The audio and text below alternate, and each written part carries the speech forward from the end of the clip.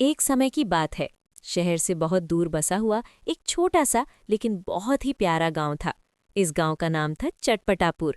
चारों तरफ हरे भरी खेत थे, कच्ची सड़कें थीं और हवा में मिट्टी की सौंधी खुशबू घुली रहती थी। गांव के लोग सादगी भरी जिंदगी जीते थे। सुबह होते ही चूल्हों की आंच जल उठती थी, बच्चे स्कूल की तरफ भागते थे और किसान अपने खेतों में लग जाते थे। इसी गांव में एक लड़का रहता था। उसका नाम था गप्पू। गप्पू थोड़ा गोल मटोल था, हमेशा मुस्कुराता रहता था और बाकी लोगों से थोड़ा अलग सोचता था। जब गांव के बच्चे बड़े होकर किसान या नौकरी करने के सपने देखते थे, तब गप्पू एक अजीब सा सपना देखता था।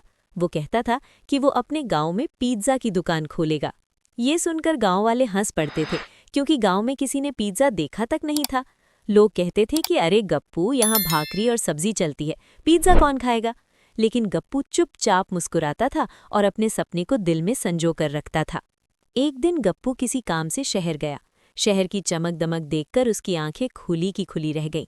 ऊंची इमारतें, बड़ी दुकानें और हर तरफ भागती हुई दुनिया। तभी उसकी नज़र एक दुकान पर पड़ी। वहां गोल गोल पिज्जा सजे हुए थे, ऊपर से पिघला हुआ चीज, लाल सॉस और रंग बिरंगी सब्जियां।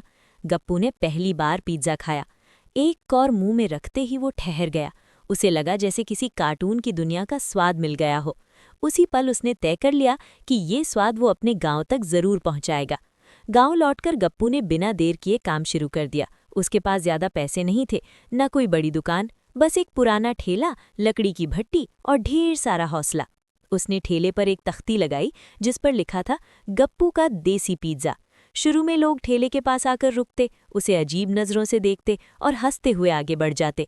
कोई कहता ये रोटी जैसी चीज़ क्या है, तो कोई कहता ये शहर का नाटक है। लेकिन गप्पू रोज़ ठेला लगाता, आटे की मोटी रोटी बनाता, खुद चटनी पीसता और मन लगाकर पिज्ज़ा तैयार करता। कई दिन ऐसे भी आए जब पूरा दिन निकल गया और एक भी ग्राहक नहीं आया, लेकिन गप्पू ने हार नहीं मानी। एक दिन गांव के सबसे शक्की इंसान लल्लू काका ठेले के पास आए। उन्होंने पहले पिज्ज़ा को घूर कर देखा, फिर बोले, गप्पू, पेट खराब तो नहीं होगा? गप्पू मुस्कुराया और बोला, काका, एक बार खाकर देखो, पसंद ना आए तो पैसे मत देना। लल्लू काका ने धीरे धीरे एक कौर लिया, फिर दूसरा और फिर पूरा पिज्ज़ा खत्म कर दिया। कुछ पल चुप रहने के बाद उन्होंने कहा, अरे, ये तो हमारी भाखरी का शहरिया भाई निकला। बस उसी दिन से गांव में पिज्ज़ा की चर्चा फैल गई। बच्चे स्कूल से लौटते समय रुकने लगे, जवान दोस्त साथ आने लगे और बुजुर्ग भी चखने लगे।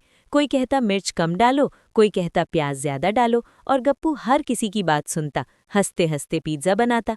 लेकिन हर कामयाबी के साथ एक मुश्किल भी आती है। गांव के समोसे वाले बबलू भैया को लगा कि उसका धंधा कम हो रहा है। उन्होंने पंचायत में शिकायत कर दी। पंचायत बैठी, सब गंभीर थे। सरपंच ने गप्पू से सवाल किया। गप्पू थोड़ा घबराया, लेकिन फिर हिम्मत करके बोला कि वो गांव की संस्कृति नहीं बदल रहा, बल्कि उसी स्वाद को नए तरीके से पेश कर रहा है। पंचायत ने कहा, पहले हम खुद पिज्ज़ा खाकर देखेंगे। उस दिन गप्पू ने सबसे खास पिज्ज़ा बनाया। भाखरी का बेस, लहसुन की चटनी, देसी सब्जियां और हल्का सा चीज़। सबने खाया, पूरा माहौल शांत हो गया। कुछ पल बाद सरपंच मुस्कुराए और बोले, ये तो हमारे गांव की शान है।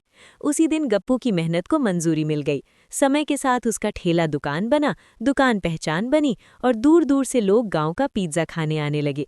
लेकिन इतनी सफलता के बाद भी गप्पू नहीं बदला। वो आज भी सादा था, मेहनती था और अपने सपनों पर भरोसा करने वाला इंसान था। ये कहानी हमें बताती है कि अगर सपना सच्चा हो और मेहनत दिल से की जाए, तो गांव की गलियों से भी बड़े सपनों की खुशबू दुनिया तक पहुंच सकती है।